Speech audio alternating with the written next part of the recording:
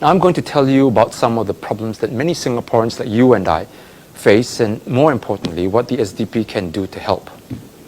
Let's start with the cost of living, something which many of you are concerned about. We are already one of the most expensive cities in the world, and yet the PAP keeps raising prices and taxes on anything and everything that it can think of. In the last 3 years alone, it hiked prices on 16, that's right, 16 items, from water to school fees to electricity rates, you name it, the PAP has raised it. On top of all this, the PAP has promised to increase the GST from 7% to 9%. Now, I know it's hard to keep track of all these increases and what they're doing to your pockets. If you're like me, you probably don't look at every receipt every time you buy something.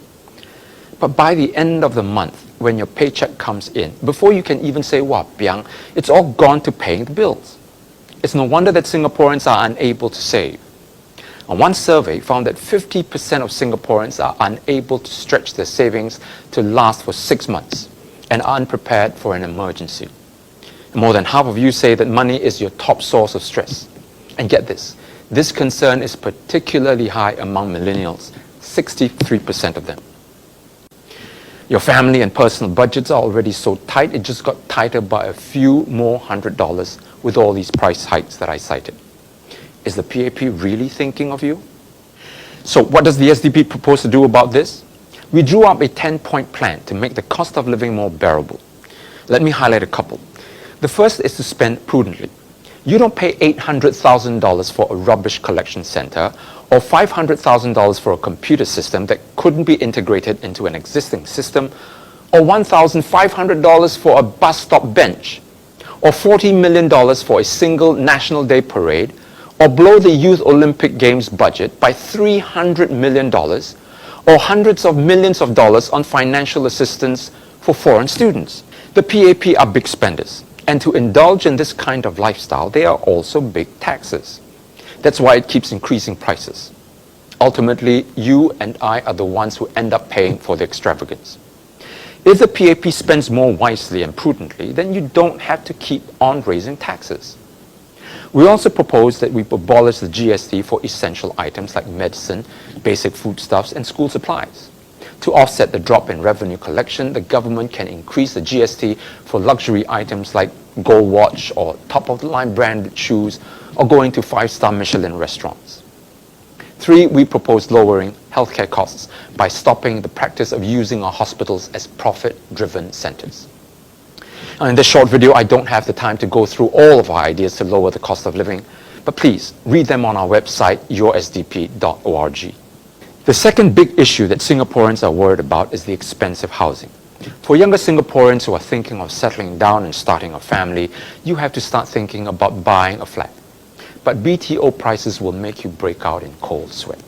An international organization specializing in housing pricing called International Demographia rates HDB prices in Singapore as seriously unaffordable. An average 4-room flat can easily cost up to $300,000 to $400,000. By the time you finish paying up the amount plus interest, which effectively doubles the price, you have so little money in your CPF account that you can never retire, not to mention having enough money for everyday use. And here's the important bit. In this new economy, there's no such thing as a stable job anymore. It's called the gig economy, where temporary positions are common and companies prefer to give out short-term contract work. Your income is not stable, much less guaranteed. Yet you have to keep up with your housing payments, which don't stop.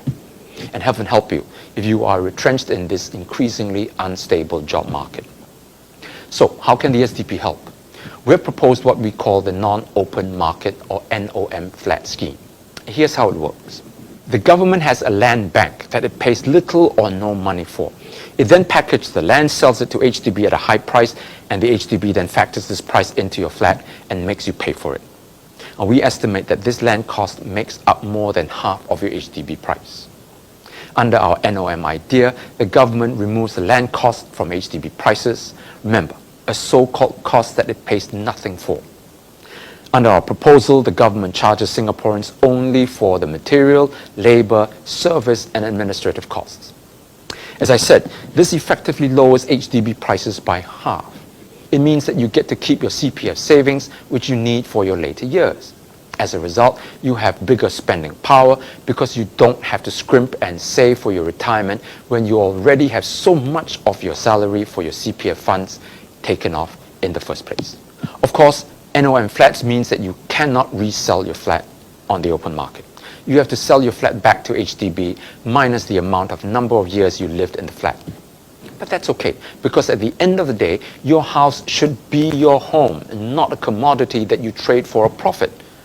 The problems that we face today in our housing system are a result of our using public housing as a profit-making business. The next issue that most Singaporeans are concerned about is the selling out of our people by the extraordinary influx of foreigners into this country. The problem is that the PAP's approach is too liberal. As a result, many companies discriminate against Singaporeans because foreigners can accept lower wages. The government says that without foreigners, our economy would collapse. Have you ever wondered why, after more than half a century of its education policies, the PAP now tells us that we are not skilled or competent enough to drive our own economy and have to depend on foreigners?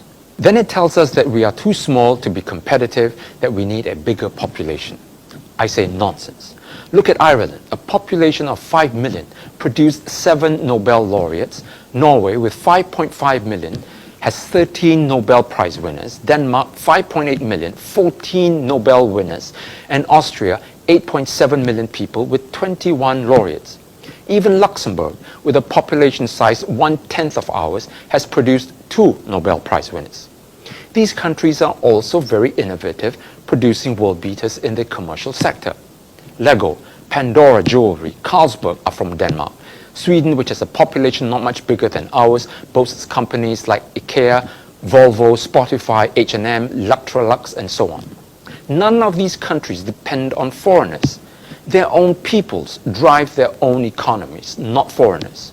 The truth, my friends, is that you don't need a huge population to be a smart population and run an innovative economy.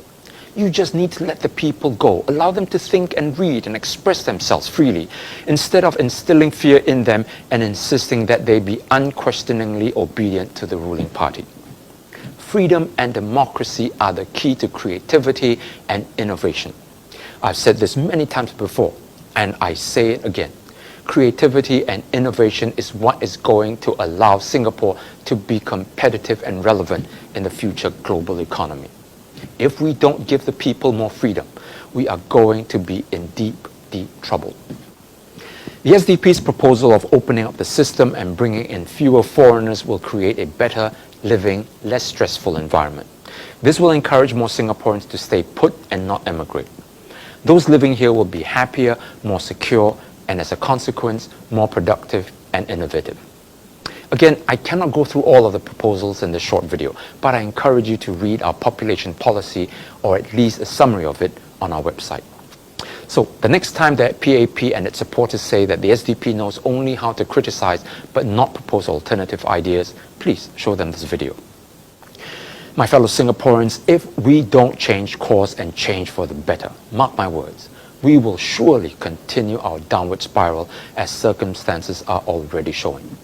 Our economy is down, things are getting more expensive, Singaporeans are emigrating in droves, our birth rate is at its lowest in our nation's history, opportunity for our youth is diminishing, older citizens cannot retire, we are getting more and more crowded by the year, and stress is piling up. Our country cannot go on like this. The SDP has been disciplined to draw up these alternative policies because our country needs to change direction. We put up these alternative ideas and solutions because we strive to be a responsible and constructive party. We want to reason with you, not just come up with empty rhetoric. We want to be well equipped and knowledgeable when we enter Parliament. In simple language, we want the PAP to listen to you, the people, and be a truly consultative government. And to do that, we need to know what we are talking about. And this is the hallmark of a credible party.